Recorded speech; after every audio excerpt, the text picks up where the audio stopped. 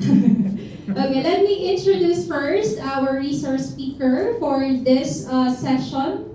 He is a seasoned professional with over 7 years of experience in providing legal services and ensuring compliance, specializing in three key areas. One is data privacy compliance, contracts management and quality management, or process improvement. As a TUV Rainland Certified Data Protection Officer, he has conducted more than 12 public forums and seminars.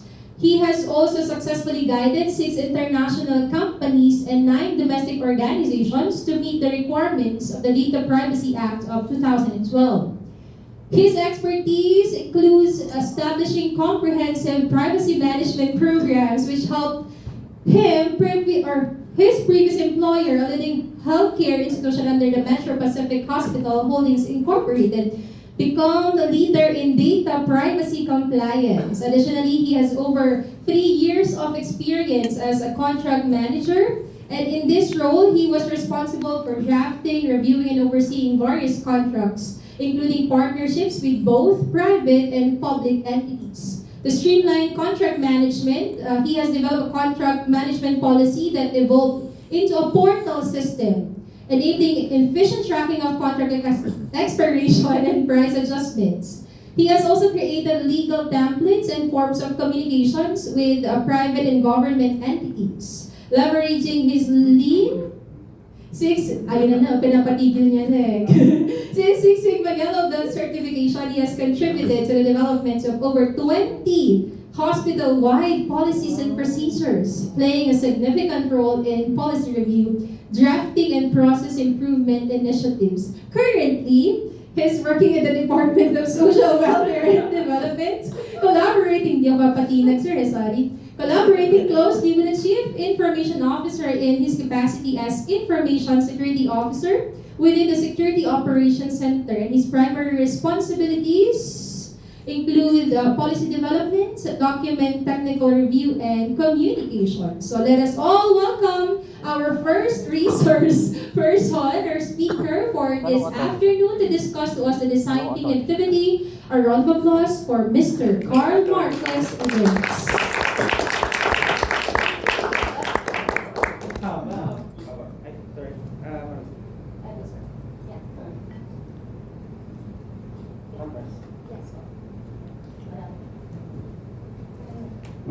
Yun. Aba? Sorry yung actually CV ko ata yung sinend, so alaman na tuloy nila yung ano ko, yung aking professional background. But anyway, I just wanted to first thank Regent Corey for hosting this wonderful event. Actually, this is the first time that we're able to conduct workshop dito sa lugar. I've been into Visayas and Mindanao, and then this is the first time kasi ang ganda pa ng hotel, so good job guys. And of course, I just wanted to thank your boss na pinayagan kayong sumama dito. Not all of you were able to make it, but I am pretty sure that pag tapos na itong event na to, you're more confident in performing your functions. And I believe that there's been a little guidance with respect to how your functions are going to be performed. I understand kasi when I joined the DSWD last year, it was quite a puzzle to me kung anong akong gagawin because there's a lot to do. And as professionals, we can only do so much and we cannot function as individuals lang. So the very reason kung ba't meron tayong event today is to make you guys a team. Tanggalin na natin yung barriers between FOs. You are not competitors. Our main goal is to provide or improve social protection services to the beneficiaries. If meron man tayong competition, then dapat merong prize. Kung wala namang prize, pot money sana, then might as well collaborate with each other on how to improve yung mga process systems natin sa FOs. And yeah, I think aside from that, meron ata tayong socials ng... May socials ba? Wala kasi pera si George, pero let's pray na pagdating ni Asek dito, meron tayong sponsor. Yung socials natin actually, it's a gathering na parang Hindi naman inuman, no? Pero partly inuman. No man yan. Medyo. Pero may food trip din naman. So, yung food trip siguro pag parang pulutan. Pero anyway, we'll have socials ng Friday and then para makapag, of course, Thursday. Para makapag-relax din kayo. And I understand that you have a lot of work to do din ngayon. So, from time to time, I won't mind you getting out to take calls. Wala namang problema sa akin. Kasi ang aim nga natin dito is not actually to train you. It's about getting to know one another and collaborate and consolidate yung mga best practices. So before we proceed, I just wanted to see a raise of hands. No? Kasi yung galing sa labas na hindi internally hired. Yung talagang nag-apply sa DSWD.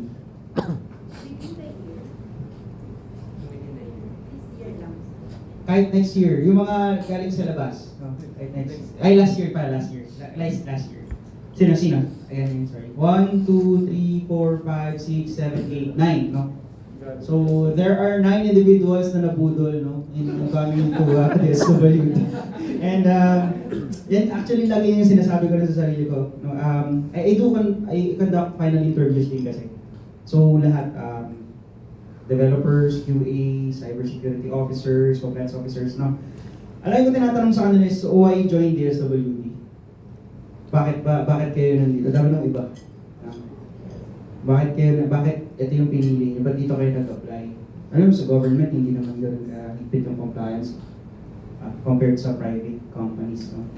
Sa private companies, pag sinabi compliance, ay, nandiyan yung mga taga-compliance, ayusin nyo. Yung ID nyo, isuot nyo, yung fire extinguisher nyo, itaas nyo.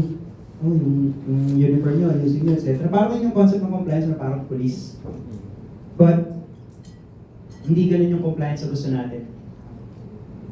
Baguhin natin yung ganung image ng compliance. Gusto natin pag nakita tayo, yung compliance, may tutulong sa atin. Hindi tayo blockers, we're not going to conduct audit sa kanila. Sa management kasi hindi ito sumusunod, hindi ganun. Ang compliance, ang aim natin dito is to make sure that everyone's able to comply. Tutulungan natin sila mag-comply. See, for instance, yung first project, I think it's asset visibility, right? So, yung unang assignment is asset visibility. And then, ang goal natin is to have like an inventory of all the things that we have. So, paano natin siya gagawin? Kung palapit pa lang tayo, yung tao natatakot na sa atin. Na maganda sana ang approach is, andyan na yung compliance, ano kaya kailangan nilang details para okay na tayo sa compliance team, para wala na tayong maging problem, para pag in-audit tayo, wala na maging findings. No? So, ganun yung gusto nating image. And we cannot do that kung ang isip natin is compliance ako ang masusunod. No? Sa akin sila matatakot. Pag nandyan na ako, dapat alert na sila sa akin. Kasi pag meron ako nakita dyan, i-report sila sa management. That's not what we want, no? Although, the management will be able to, have a grasp of what's going on with their respective FOs if we do that. Yes, no? But we're making enemies out of people na hindi naman natin kailangan maging enemies. We want them as friends, no? Say for instance, yung mga taga-property, gusto niyo ba kaaway niyo sila?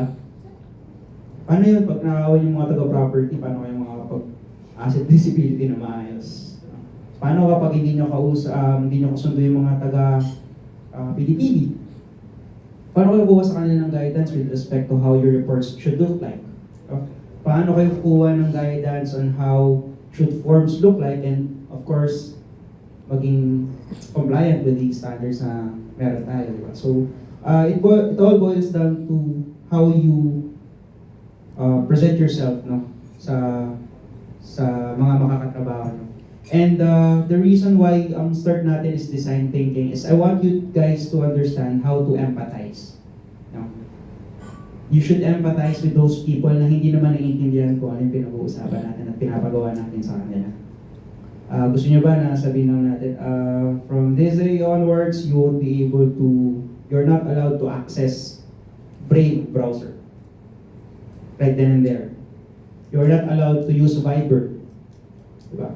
Without you guys making them understand bakit bawal na, bakit anong meron. So you have to empathize with the stakeholders, no, kung paano tayo makakapag-buy-in din sa kanila. Kasi itong compliance, it's a new concept na tinatry natin ipasok, no. Although not sa DSWD, pero yung concept ng compliance sa RICTMS, no. Ito yung new concept na tinatry natin na matutunan natin, and matutunan din nila. And most of you guys may be seasoned compliance officers for a while, or you have been into situations that you think, no, you know everything, but that's not the real case. In my case, I've been doing compliance in healthcare pa nga eh. Actually, mas mahirap kasi we're handling sensitive personal information. And of course, we have international standards, no? Pagka, like, meron kaming HIPAA. So, meron kaming GDPR, tapos meron kaming different kinds of standards, 37,307, no? So, yung compliance ISO standards. So, if you guys might know that, 37,307, wala. So, yun.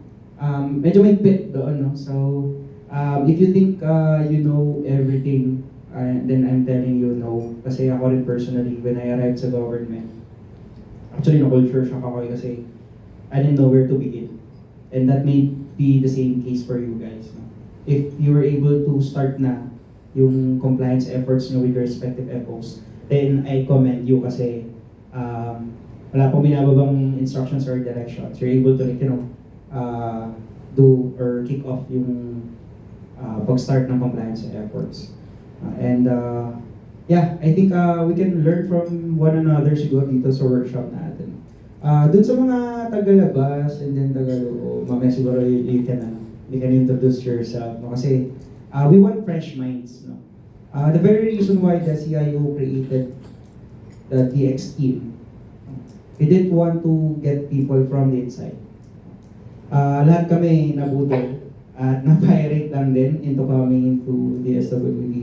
And then as we perform our functions, we understand, no, ito pala yung kinikater natin services. Ito pala yung beneficiaries. Ito pala yung services ng government. Hindi ko alam na may AX dati. Hindi ko rin alam na makakingi pala ako doon pang maintenance ko. Although, joke lang. Tapos, hindi ko rin alam na pati paglabas ng, kasi wala pang anak, so hindi ko alam na may pala tayong minors traveling abroad, ganyan. Tapos di ko alam na may mga donation pa, alam ko lang sa Gcash, talpak eh. Hindi ko alam kung meron pa palang mga donations sa kailangan ng, mga permits. Kasi in the government, we have corporate governance, no? So donations are really recorded, no? Tapos yung don't give policy was religiously followed. Sobrang hirap tumanggap ng regalo sa private companies, no? You have to declare kung ano yung niregalo sa'yo. But this, sa government, parang everyone's very happy accepting gifts, no? Yeah, which is, hindi talaga siya, hindi siya, not really allowed, no? But these are not concerns of compliance, no? Hindi natin papakailaman yung mga ganung bagay. Our main concern is information security. How do we secure information? Anyone of you guys know the difference between cybersecurity and information security? Anyone? From the word itself. What is cybersecurity? Sige, tatawag na lang ako kasi wala nag-release ng ano. Sige. Sir! Sir, ano ka? Karinante? Hindi po. Ay, di kayo. Sir Elvin po. Elvin Chua. Okay, sige. Sir, ano yung cybersecurity in your own words? Cybersecurity is parang protect ng digital asset ng isang company or organization. Okay. And then information security? Information security is, in my own words po, parang providing information sa mga gumagamit ng, for example, IS or dissemination of cybersecurity awareness po. Okay. Sige. Anyone who agrees with Sir Ronel? Sino nag-agree sa kanya? Sige, additional. Miss Ja. Siguro yun dun sa may information security is protecting yung data or information ng ating clients, beneficiaries, and yung sa, syempre yung sa atin, and to have access din dun sa mga important na kailangan maka-access. Okay. Sige, sir. Yung information security, in my own words, talks about internal, what we have, and how are we gonna protect what we have. And cybersecurity is protecting our organization from the external factors that might affect those informations that we have. Yun po. Sino pa? Si Kim ang gusto sumagot ni Kim eh. Sige.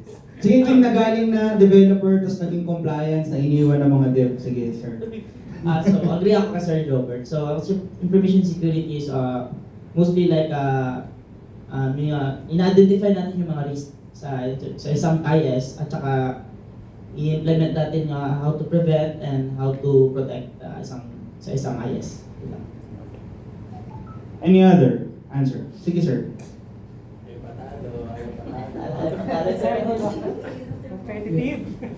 Okay, for me lang sir, is the information security is a general term, it applies sa technology and technological aspect po. Sa cybersecurity naman po, it includes pa sa papasok na yung teknolohiya, yun lang po yung papasok yung cybersecurity, which we protect all the sensitive data that we have po, especially po sa mga departments and agencies. Yeah. Any other answer? Sir. Sir. Yung, Eddie po. Yung sa, sa information security, it refers to, di ba familiar tayo sa CIA? So dapat yung information is confidential, it has integrity, and yung ma-access natin, accessibility, ma-access natin kung kailangan natin. While for cyber naman, is usually yung mga threats, yung mga with regards sa mga malwares, at iba pang makadamis ang asset natin. Thank you very much. Sige, si sir meron din. Sir, meron kang answer. I believe you have an answer. I volunteer you to have an answer. Copy-paste na lang po sa kanya. Joke lang. In my own words po, siguro sir, is information security is about making our information secure, or managing the information to make it secure, while cybersecurity is preventing data from the outside. Paano natin siya protect yung data, at if ever man may mga identifying, also assessing if ano yung mga vulnerabilities at saka mga risk na possible at kaya natin i-protect. So, yun. Sige, all your answers are correct, no? Pero meron lang hingin. Actually, madali lang naman yung difference nila. Information security, securing information. And cybersecurity is securing anything in the cyber world, like cloud, diba? Network, etc. Ayan. Sa information security, meron din tayong CIA. So, confidentiality, integrity, and availability. Yun din ang framework na sinusunod ng natin, cybersecurity natin. And why am I asking you this question? It's very important to, have your own understanding and assess, yung level of understanding niyo sa mga bagay na ito. Because you guys will be the authority, pagdating sa compliance. When someone asks you, we're launching a project that will involve this kind of processing activity, and then they will ask you, is it allowed under ISO standards to have processing activity? What are the requirements of the standards? Or what are the requirements of the DSWD before proceeding with this one? See, for instance, you could there's a newly developed application or information system. Una nila itatanong sa'yo, ano ba requirements? Paano namin ito ma-roll out? Tanong yung compliance. Tanong sa compliance. So, what's gonna be your answer? Deployment checklist, di ba? So, deployment checklist is very important for all information systems deployment. Dun sa deployment checklist na makikita nyo, nakalagay doon na VE na ba siya? Vulnerability assessment. Na pen test na ba siya? Have you guys conducted privacy impact assessment already? Okay na ba yung cloud? Saan ba siya? On-prem ba siya? Ano bang gagawin? Sino ba mag-manage? Meron ba siyang role-based access matrix, etc., etc. And these guys, you don't have to know everything, no? You don't have to know paano kinakonduct ng BA, paano kinakonduct ng PIA. That's work for another people, for other roles, no? What you guys have to do is to check whether or not these processes were done in accordance with the standards that we're going to follow, or in accordance with whatever existing rules and procedures approved sa DSWD. No? So, ilan dito ang developers by nature? Ikaw lang. Puro pala kayo developers eh. 1, 2, 3, 4, 5, 6, 7, 8 developers, no? So, meron kayong deployment, may mga deployment environments kayo, no? So, si Sir Mon siguro meron siyang insights. Sir Mon, can you tell me the importance of having the staging at saka prod environment?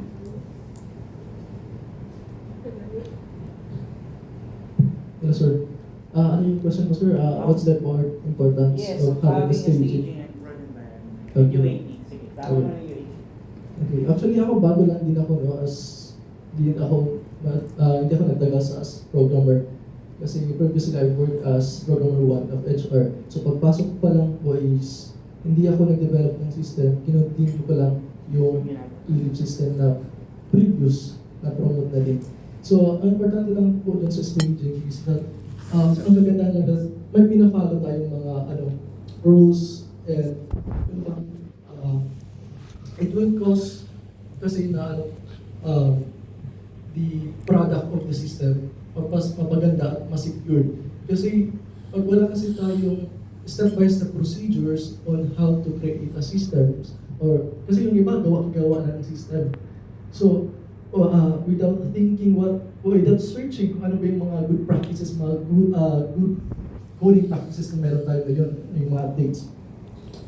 And then other than that po is, dapat po lahat ng mga systems ay dadaan po sa vulnerability assessment. Kasi in order to assess the system if okay ba siya na i-deploy or hindi. Kasi we do not know what is the implication, no? In case there is a breach ng dahilan sa ginawa mo na system. So yun po, sir. Okay, so having these answers, no, if management asks you, saan FO ka, sir? 9, sir. 9, FO9. So sa FO9, baka may bago silang app na i-deploy. Pumunta sila kay Mon. Sabihin na, Mon, ano kailangan namin dito? Gusto nang i-roll out to yung RD. Ano pinakamabilis na paraan para gawin to? And as compliance, hindi ka blockers, no?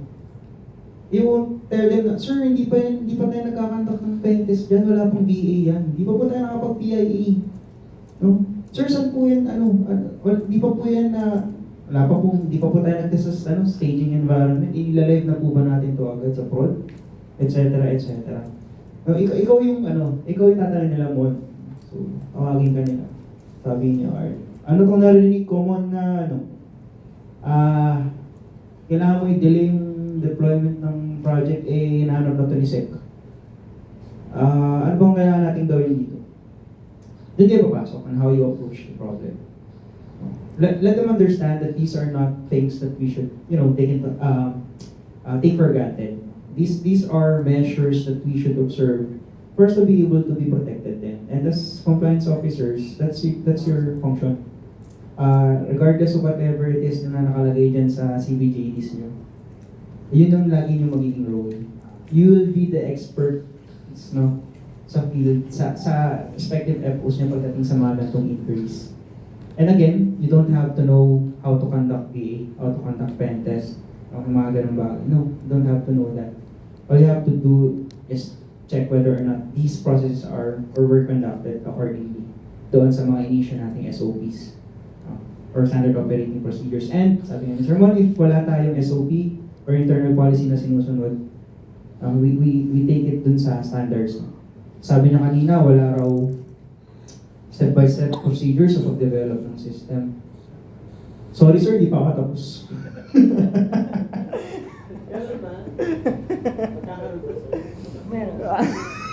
Na-pressure naman ako. yeah, meron. Actually, na-roll na siya sa man ko. For enhancement kasi siya, so i-roll out siya for Exicom din. Etong software development policy natin na to,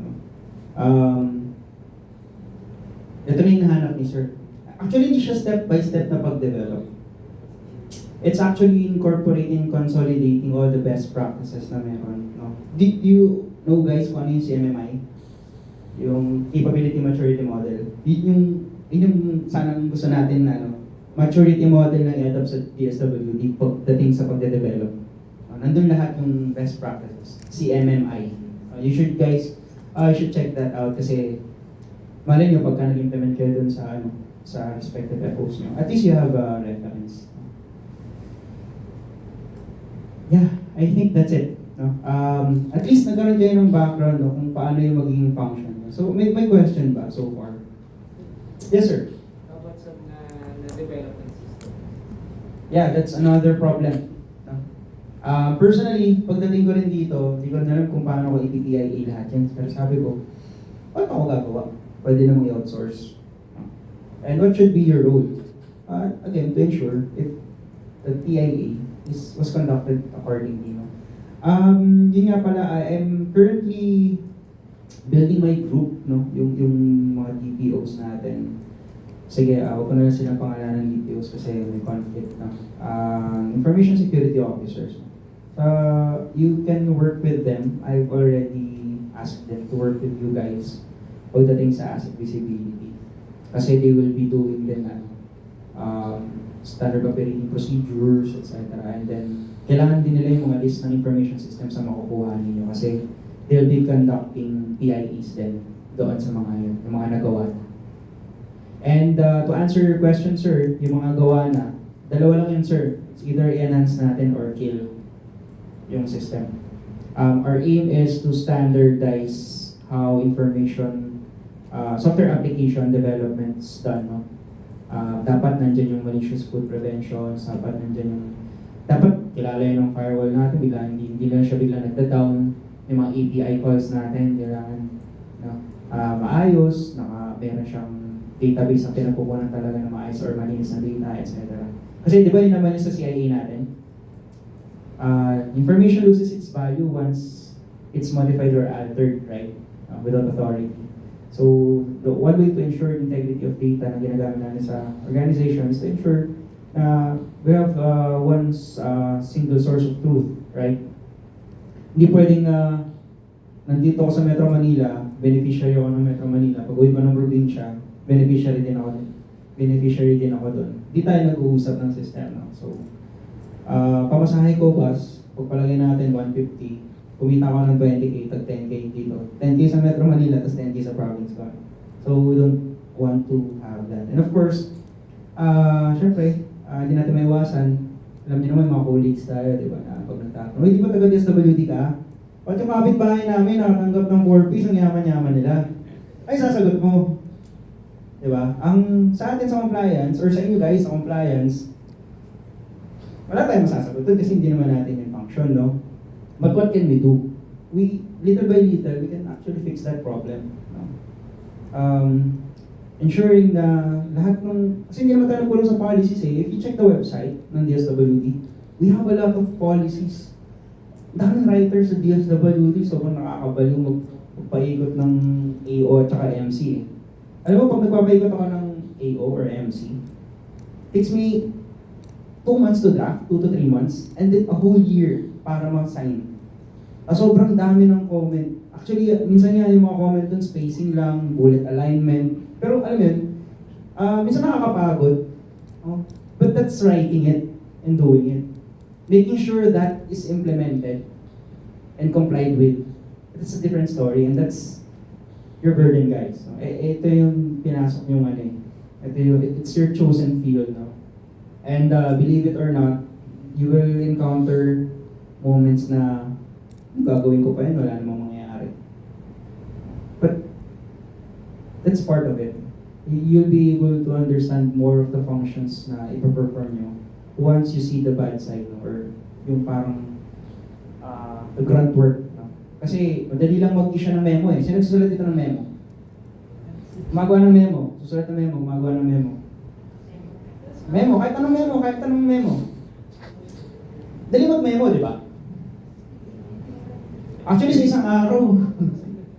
Actually, mahirap mag-review ng memo kaysa gumawa. Madali gumawa ng memo. mahirap mag-review. I'm reviewing an average of 4 to 8 memos a day, no? Ng mga colleagues ko.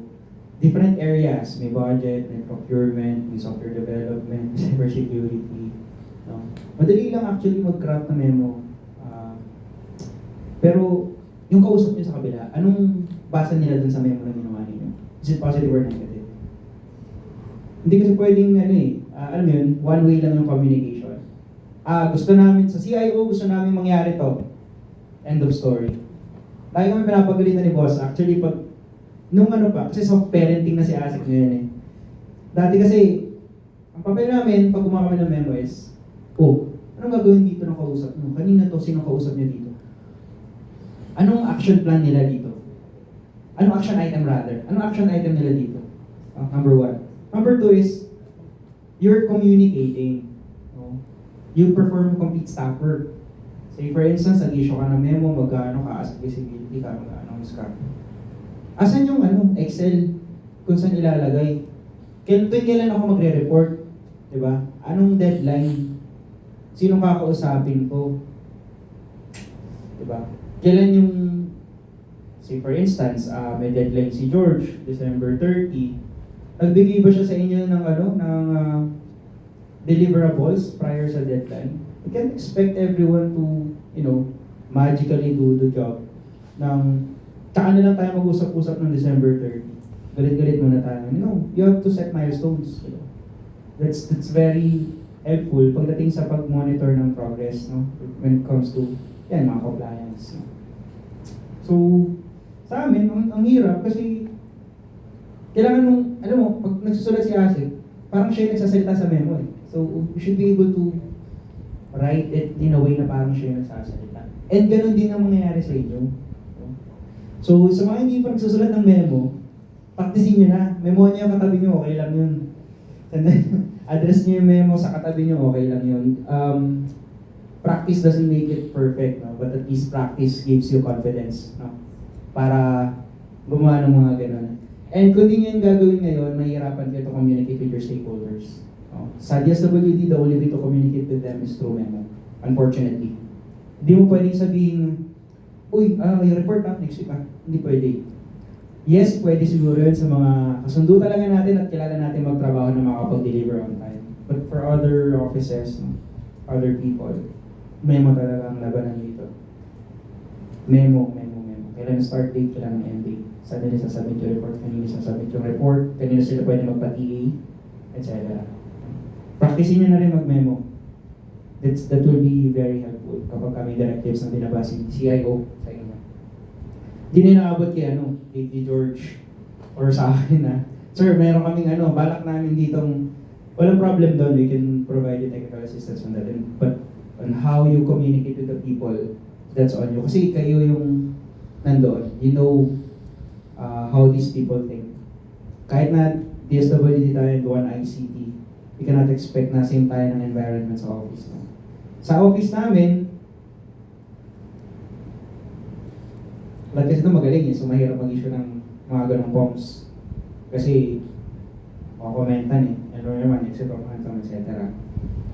Sa level nyo, of course, meron kayong mga staff na makaka-encounter na magtatanong sa inyo. You don't have to have all the answers naman.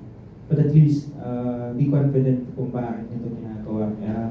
Hindi, magtatanong din kayo kung para saan po yan, para saan. Para pag tinanong kayo, alam nyo rin kung ano sasagot sa kanila. And this may be all, ang tawag dito, parang theoretical, no? But this is a day-to-day job ninyo. Hindi ko naman kayo sa tinatakot na nakakapagod to, pero mapapagod talaga kayo. Mahirap pag pasunod ng walang sumusunod. Diba? Actually, okay pa nga yung walang sumusunod eh. Okay lang, basta ako, sa CCEF ko, issue memo 20 times, 100%. Comply with this, send report every quarterly, 100%. Madali lang. Pero, tatanungin mo sa sarili mo, why am I here?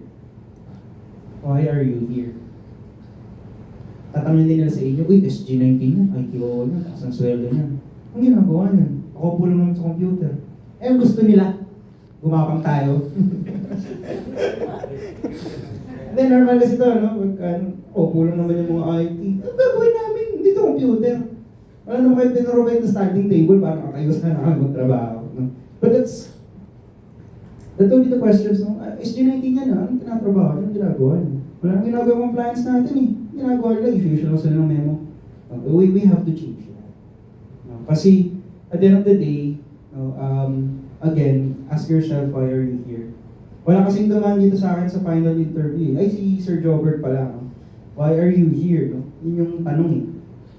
Kasi ako, tinanong ako ni Asik, bakit ka nandito sa DSWD? Saan malapit sa bahay?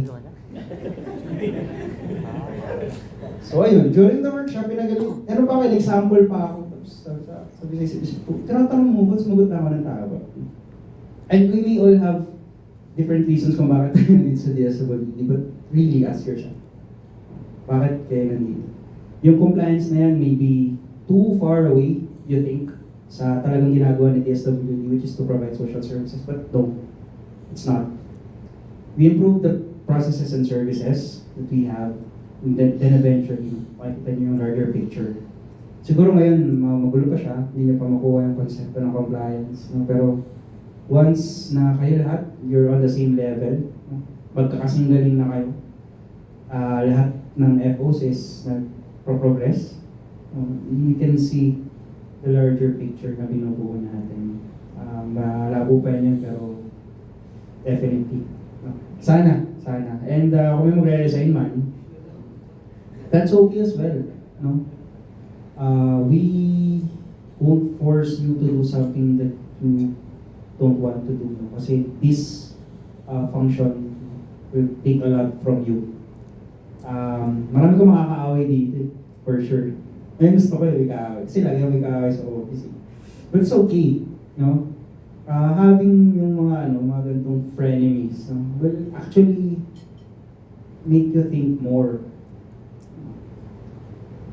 Sabi nga ni Arda kanina, hindi pwede complacent tayo. Pag gumagawa ka ng mga policy, lagi kong sinusulat, lagi iniisip, ano man iisipin ng kaaway ko dito? Sabihin nito, ay, ang daming trabaho niya, ay, ang daming papel nito, ay, dito compliance, ay, walang standards. Gumaganda yung gawa ko actually. Kasi I'm thinking about those people with critical minds na hindi nila maintindihan bakit kailangan ito, bakit kailangan yan. So, dun rin nag-i-improve, no? And that's design thinking. No? Design thinking is a method, no? Or a framework that we have, or yung topic natin yan, that will help you guys to create solutions, no? Prototype solutions with your day-to-day problems. And marami ka magiging problema along the way, but once you grasp yung EDITTA, no? Mamaya i-run through ko yan. You'll be able to, like, parang take it lightly, no?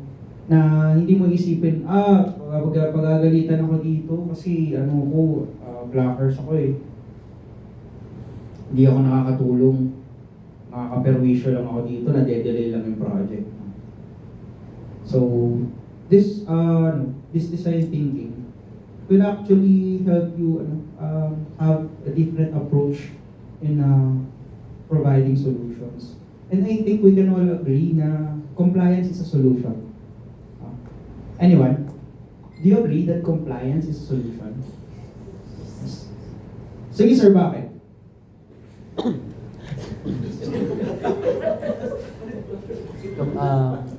I agree, sir, with that statement that compliance is a solution. Because if we, from the very basic idea of being compliant to a specific instruction, for example, basic instruction, if we comply to the direction given to us by our superiors, for example, we are going to meet the objectives of the instruction. So why did the superior give this instruction for us to comply? There is an objective of that instruction. So if we comply, meaning we are actually ano isa? I'm sorry. Can you complying is what's the other? Compliance is a solution. It's a solution.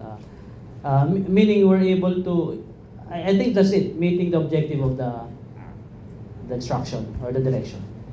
Yeah, correct. No? Ang objective naman natin is to, to improve our processes. No? Streamline ang process natin. Kung nakita niyo yung, yung ISMS statement natin, policy statement, grabe yung tawa ko, nakita ko yun kasi sabi ko, George, pwede na tayo mag-resign. Kasi pwede na tayo hindi ma-renew kasi that's fruit of hard work, no? Yung ISMS na yun, actually gumawa kami ng version in 4.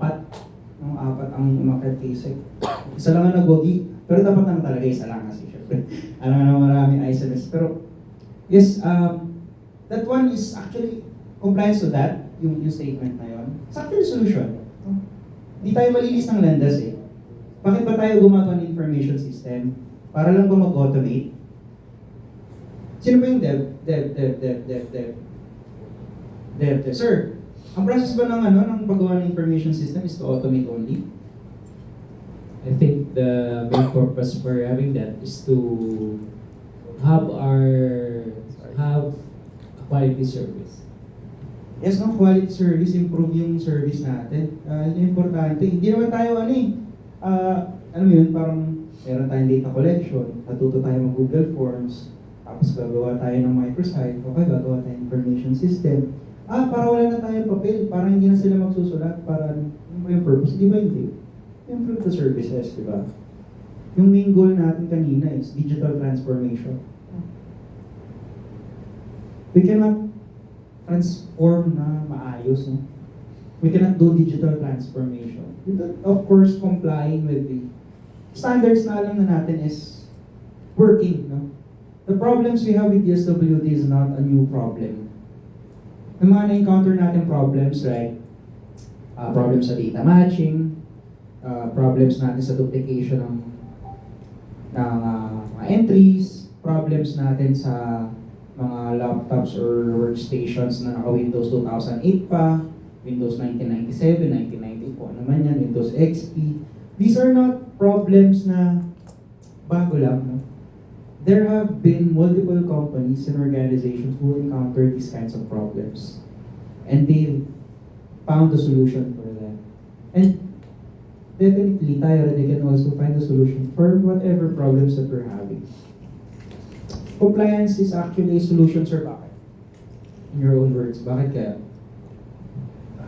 Compliance is a solution kasi dito para ma-meet po natin yung ating ma-achieve natin yung needed na requirements. Yeah. Sir, compliance is a solution. Do you agree? Yes or no? Yes, sir. Simply like what Sir Brian said, just by complying to a certain, let's say, instructions or yung, for example, a memo. It means that yung memo na yun or that instruction is been devised para to improve the service or to improve a product man yun. Then, if you are if you are imposing the compliance of that memo or instruction, it means that we are adhering to abide kung ano yung solution na naka-attach doon sa memo na ginawa. So, yun. Siguro later we'll divide the group. No? Yung isang group is compliance is a problem. And then yung isa is compliance is a solution. Right? So siguro mag-count off tayo ng 1 to 2 mamaya. And then you'll have a short debate. No? It's a free form of debate without, hindi tayo naka-parliamentary or it's a debate, it's actually a battle of ideas. No? Kasi for me, compliance is a problem. Yes. Why? Papasok tayo dun sa mga tao. The resources of the Department of Social Welfare and Development, gusto nila, lahat para sa beneficiaries eh. Palabas ang pera natin. Bakit tayo mag-i-invest sa compliance na yan? Hindi naman tayo in the business of making and ensuring the SWDs on the top of every government organization in the Philippines. May ata naman eh. O kaya meron namang ibang agency, Presidential Commission on Good Governance, etc. Mga ganyan. Bakit ba kailangan compliance pa? Eh, pag naman nagkaroon tayo ng violation, di naman tayo makukulong. Government, kukulong yung sarili niya. Diba? It's a state action against a state. It's not allowed. It's not legal. So, compliance is just a problem. It's a waste of money. It's a waste of time. Waste of resources. So, yun yung isang team. Tapos isang team natin, compliance is a solution. We'll just give you at least 3 minutes to present your argument. You can use ChatGPT, no? Wala namang problema. No? I'm not against using prompts, no? Or ChatGPT. You can use ChatGPT, but make sure na you'll be able to explain kung ano yung sinasabi ng ChatGPT. And make sure na pag may nabasa ko ng robust, hindi yan yung vitamins. No? No? Kasi yung problem ko talaga, ayaw kay ChatGPT, lang yung nakabasa ng robust eh. Parang iba yung thinking, ano ba ito? Nagpo-vitamins. Anyway, yeah, that's an activity for later, no? Siguro, a short debate lang, no? Para ma-engage tayo lahat. And everyone, will have a chance to talk. No? Para maganda. Kim, compliance is a problem o sa solution? Solution. Sabi mo yan, sige mamaya sa problem ka, para iba yung sagot. But anyway, let's proceed with the presentation. Actually, this is a short presentation that I prepared. Kasi this design thinking workshop is actually a 3 weeks na workshop, but we don't have 3 weeks, no, to do all that. I'll just mention some foundational information regarding sa design thinking, and you can also Google din naman kung ano yung design thinking, tama. And believe it or not, I know some of you might have Googled na kung ano yung design thinking. So sir, ano ba yung design thinking? I don't know, sir. What do you understand sa design, pag sinabing design thinking, anong meron? Ano naman? Design thinking, so as understanding ko lang ng design thinking is to organize yung mga details on how to solve things. So yun na. So parang siya. Solution. Parang architecturing solutions, no? Parang ganun siya. No? So designing. Sige sir, what do you think is design thinking? Ano ba yung design thinking na yun? Parang ano siya, sir, thinking na may proseso. Step by step. Process. Actually, yun, ito rin sinasabi ko sa inyo kanina, di ba? Cyber security, securing whatever it is in the cyber world. Information security, securing the information. Design thinking, that's what it is. Thinking with design, no? Thinking with design, tama naman. Pero, syempre, kailangan natin ma-elaborate, no? Kung ano yung thinking with design. Sir, what do you think is thinking with design means? Design thinking. Sorry sir, on my point kasi parang different siya si thinking with design sa perspective ko sa design thinking. Okay, sige. Kasi sir, on my understanding, when we say design thinking, it's like for example, lahat tayo dito compliance officer.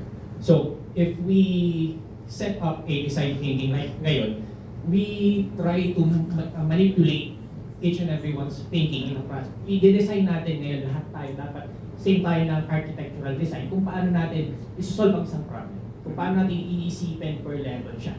So we are designing the process on how we solve a problem or how we think. So yun siya, kaya parang yung thinking with a design is more of a creative touch. In design thinking, more on the critical touch. Okay. Sige, actually, design thinking is, well, actually both naman. No?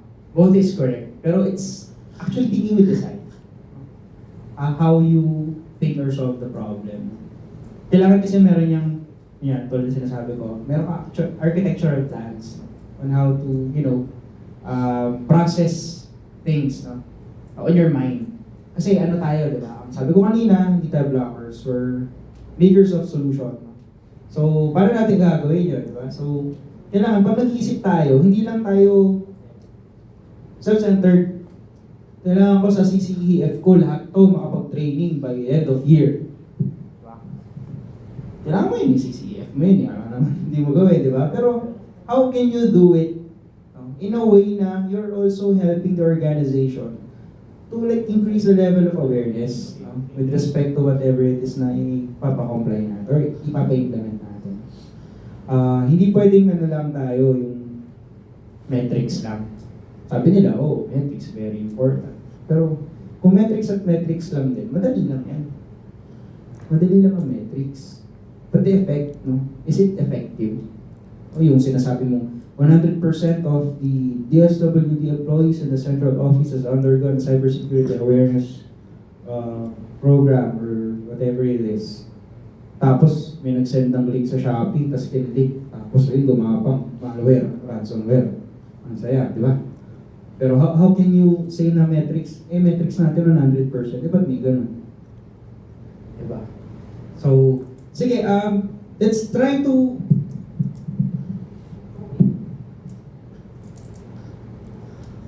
sige. In today's complex regulatory landscape, compliance officers face numerous challenges. Correct? Yes or no? Wala pa kayong challenge eh. Kaka-start nyo lang eh. Meron sino yung may challenge na? Anong challenge mo, sir? Kala ko mababa yung salary grade. Anong challenge? Sige ma'am, anong challenge mo? Sabi ko, facing numerous challenges. Do you agree? You don't agree? Agree? May mga challenges na. Tulad ng ano ma'am? Hindi, kasi di ba part naman sa at least sa asset visibility natin. So, minsan mahirap silang pasunurin dun sa tamang form, minsan mahirap silang pasunurin dun sa process ninyo sa ICT kasi since friends na sila ng mga CMTs, dumediretso sila instead of following yung mismong process. So some of that are challenges din. And then yung minsan naman, hindi sumusunod dun sa yung mga tamang format, mga simple lang. And kahit may memo ka, parang tinignan lang. Mga ganun. Wala rin gagawin. Hindi rin nila susundin or hindi rin nila... Pinanood lang nila yung memo. Oo, parang ganun lang. Sino ba may challenge na ganun? Kayo, anong challenge nyo? Same with asset inventory. Asset inventory. Memo ka ngayon, ignore yan, tapos bahala ka na sa buhay mo, ganun. Once follow-up na, sir. Follow-up na lang. Unless meron ka CC, no, or CF. Yes. CF mo sa secretary. Para, ganun ba? And anyway, sige, sino ba may challenges? Ang challenges sa inyo, sir? Sa activation ng Activation ng MFA. Hindi kasi nila maintindihan. Kasi sabi niya, the MFA daw hindi na effective. Anyway, sino pa may challenges? Ano sa inyo, sir? Sa akin, sir, upon checking the documents, the accuracy of the data that given to us, especially sa mga other division, especially dun sa asset inventory, yun nga, kasi hindi tugma. So, paano kami masasabi ng report kung mismong report namin is hindi tugma dun sa report nila? Tapos yung hindi yung sinasabi sa central office. So, yun yung risk sa amin as compliance. And then secondly, is yung implementation, is especially sa MFA. So, nakadalawang memorandum na tayo, pero wala tayong strict implementation, no? Kasi wala tayong policies. So, okay lang na hindi nila na-activate. Parang gano'n, wala lang po. So, it's, Oh, George, sabi daw nila, wala pa kasi yung policy regarding MFA. Diba? So, dahil sa policy. Mayroon nga naman magpa-implement na walang policy, no? So, yan, sulit yung mga challenges niya kasi magiging very helpful yun mamaya sa actual na workshop na gagawin natin. Yung mga challenges niya. Kasi, later we'll have personas. Yung isa mong persona is a person na, halimbawa, bago sa DSWD, yan, new employee, meron kang persona na matagal sa DSWD, meron kang persona na taga-compliance, no? Meron silang mga pain points, meron silang mga challenges, and you should all list that. And then, we'll discuss it later, no? One by one. You'll be divided sa 3 groups later for that. Para din maintindihan nyo rin yung sa isip ng user. Unang-una ba, sir, yung MFA ba, kahit gawa ka dyan ng video kung paano mag-enable ng MFA. Ano ko gagawin yan? Eh kung 59 years old na ako, tapos may diabetes na ako, tapos bulag na yung kaliwa akong kamay, tapos nanginginig na yung kaliwang kamay ko, may tremors na ako. No? That's Gen Z. No? Ano yung Gen Z? Gen Z principles, gender equality, disability, you should also take it into consideration. Kasi hindi naman tayo lahat physically able. Hindi tayo lahat computer literate. Yun yung mga challenges din nila ng users. Na para sa atin, dali-dali lang yan. Punta ka lang ng settings, tapos check mo lang yan, check mo to, tapos okay ka na, tapos uwi ka na. Ganun lang naman. Diba? But that's for us. For them, na ang kanilang puso ay nasa paglilingkod sa mga beneficiaryo at client-facing sila at ang kanilang role is to make sure na mayroong matulungan. Wala silang pakialam dyan. Unless you give value doon sa bagay na pinapagawa mo sa kanila. Ayan, so you guys are facing a lot of challenges, no? So, ang aim natin dito is enhance compliance strategies, no? Siguro communication, one. Paano tayo mapag-communicate na maayos, no? And siguro, you are born, siguro, no? Lahat tayo, we are born as people na, good communicators. Naniniwala ako doon na lahat ng tao are good communicators, but in different ways. Hindi pwedeng may magaling magsalita, siya lang ang pwedeng magsalita sa harap lang. So, there are types of people that are good in communicating. Say for instance, in like conducting workshops, conducting activities, or by leading by example, or by writing, or by infographics, or by creating videos, video editing, etc. So, we can communicate in a lot of ways, no? Doesn't necessarily mean na kailangan natin mag-English maya-maya at mag-issue ng memo in writing maya-maya. No? There are different methods on how to do this. Like, yung QR code. Halimbawa, problema ni ma'am, sabi ni ma'am, may magpapa-TA, hindi na dumadaan sa ticketing system. Anyone, anong pwedeng na solution? May magpapa-TA, sabi niya, hindi ko magamit tong Zoom ko. Ay, hindi, kilala ko si Jules sa ICT. Tawagin ko, baka siya, kaya niya. O, Sir Jules, paano daw? So, paano natin ma-resolve yung ganyang issue natin? Tingin mo. Hindi dumadaan ang ticketing system at all. Parang, dahil ikaw ang kanyang kilala, laging sa'yo ang TA. Sir, merong nangyari na sa akin. Okay, so true story to, no? So, sige, sir. Ang ginawa ko, sir, kasi nag-initiate talaga siya ng conversation para makuha niya yung loob ko. Okay, ganun? Yung gusto niya mangyari ba? Nangyari, simple lang na problem na about sa printer niya. Okay. Tapos, ginamit niya yung friendship card, no? So, ginamit ko din sa kanya pabalik. So, mahinahon ko siyang pinakiusapan na, sir, pwede bang idaan natin sa ticketing system, sa ICT support kasi kailangan rin ng mga CMPs for MOPs nila. So, bali, dinalik na lang din yung courtesy for mahinahon din na pag-solve din na kung ano man yung Kailangan niya. So, eto kaibigan niya.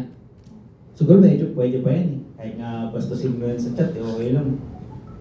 Dahil pa akong ginagawa, mamaya ka na. Importante ba yan? Mamaya na lang, pagkabili mo ng merienda. Okay lang. Bukas na lang, or next year na. Nakalit na ako ng 26 saka 27. Paano pag-boss? Paano pag-boss? Sabihin, sir, what's your name, sir? Glenn, ayaw mag-print na itong assignment ng anak ko eh. Hindi ko ma-connect sa printer. Ikaw lang kasi kilala kong IT dyan eh. Pwede ba? Pwede ka pumunta rito kasi hindi ko ma-projecta ng anak ko eh. True story din, sir. Pupunta mo, sir, gagawin ko, pero papakita ko sa kanya yung ICT support. Gagawin niya rin sa harap. Gagawin niya rin sa harap. Gaano ka nakatagal sa DSWD, sir? 17 years. 17 years? Mas matagal ka pa sa RD niya eh. So, definitely. Arda, okay. So, mga ganung instances, no? Walang problema kung ganun sila, paano kung hindi? Paano kung irate? Sino galing BPO dito? Alam mo yung IRA?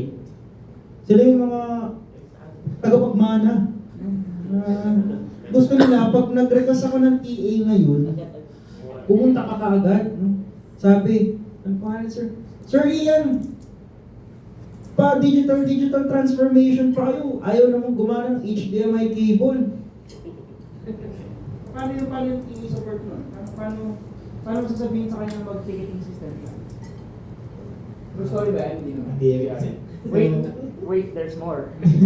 Reality naman po natin. Nangyayari po talaga.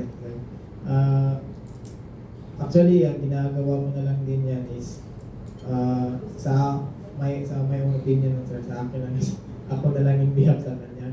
Gumagawa ng ano? Ticket na lang niya. Tapos, parang a bit konti na lang. Halimbawa, ako na lang yung kung form ba yan or ang ticketing is form ba siya na paper. Parang sign na lang sa kanya, at least mabawasan yung ano. And then, ano na lang din, it depends on how you deliver ang pag usap na lang din sa kanya na kahit favor lang din since ask naman siya ng favors, parang gano'n lang siguro sa part. Kasi mahirap din talaga pag mga gano'n, may mga tao din talaga tayong ma-encounters. Tama naman, no? Pero, we'd love to have you sa CO. Kasi ang bait mo eh. Kasi namin kayang gawin yun. Kami nagagawa ng ticketing para sa'yo, pipirmahan mo na lang. And in fact, Diyos ko naman sir, bago mo i-check kung gumagana yung HDMI cable, check mo man yung projector ko, nakasaksak. Pupunta mo yun yung issue eh. Diba? And naniniwala ako na we cannot provide all TAs na hinihingi sa atin 24/7 or within 8 hours of our office, during our office hours. No? Kasi, ang aim din natin dito is to, what? Make everyone ICT literate. Para hindi na tayo lagi nag-TA. Diba? We teach them how to do it. Para susunod, hindi na tayo tatawagin. Pero hindi naman sila magko-configure ng Active Directory. Hindi naman ganun. Ang kailangan lang nila yung basic troubleshooting. No? That's, siguro, isa yan sa mga problem na kailangan natin i-address. Kasi magkakaroon kayo ng prototype eh. Siguro ang inyong prototype, for one, is how to ensure na ma-maximize ang ticketing system natin. Do you agree, sir, na kapag naglagay ako sa ID ko ng QR code papunta sa ticketing system or sa survey customer satisfaction, mas dadami yung response? Lalo pag TA ko sila, anong QR code dito? Gusto nila. Next time po lang, dito po sila mag-ano. Do you agree, sir? Palagi mo dadami kaya responses. I think case-to-case basis, sir. Kasi, to share what is happening in our field office. Nung gumawa kasi sila ng QR code at nilagay nila sa ID nila, nagkaroon ng significant increase dun sa responses. Kasi nga, unlike before, puro papel, medyo delayed, tsaka online din yata yung kanilang parang narinig ko kasi sir na meron silang dating ticketing system na nandun na rin yung link dun sa CSMR. And hindi siya nababasa dun sa email na nare-receive nung nag-TTA, kaya hindi na sasagutan. Now, nung nagkaroon na ng QR code, dumami. And sabi ko case-to-case basis kasi pwede rin kasing possible din kasi na sa ibang field office or other agency na kahit may QR code ka, may mga issues like saan nila gagamitin yung QR code using their mobile device.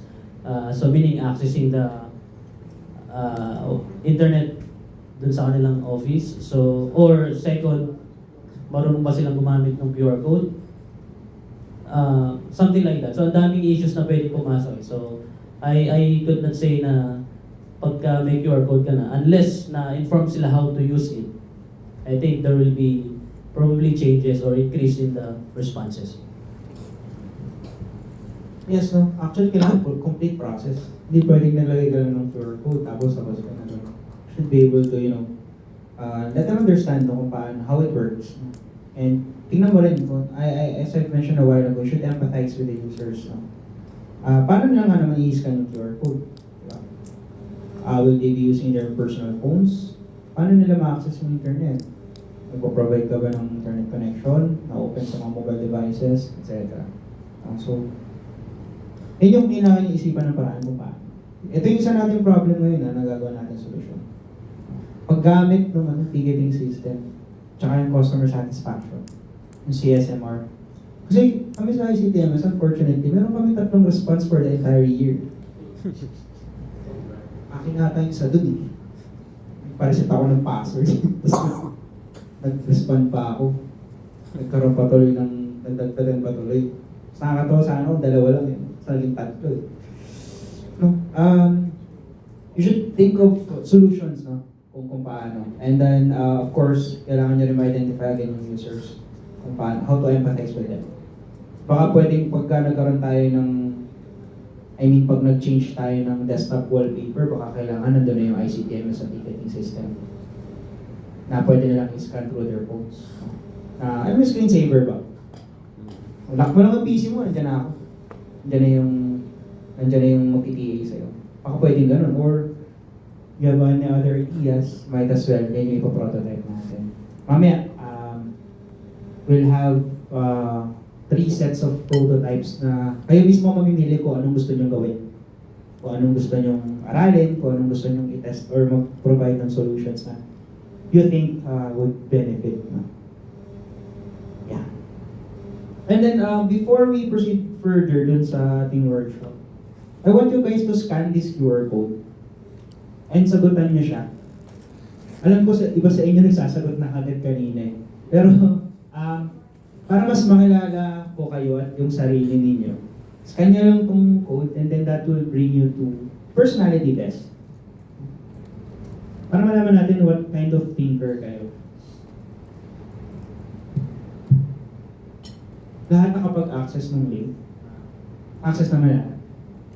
So, I'll give you guys 15 minutes to do that while eating yung mga hindi pa kumakain. We'll end early today, no? Because I want you guys to rest. Kasi alam ko, galing kayo ng biyahe. Malayo din ng pinanggalingan namin, so galing na magpahinga. And mamaya, you'll have a chance to introduce yourself, no? Based on this personality type. Sa harap. No? Parang mawala na kayo ng hiya. Kasi kayo yung magiging magkakatulong sa compliance. 15 minutes lang, siguro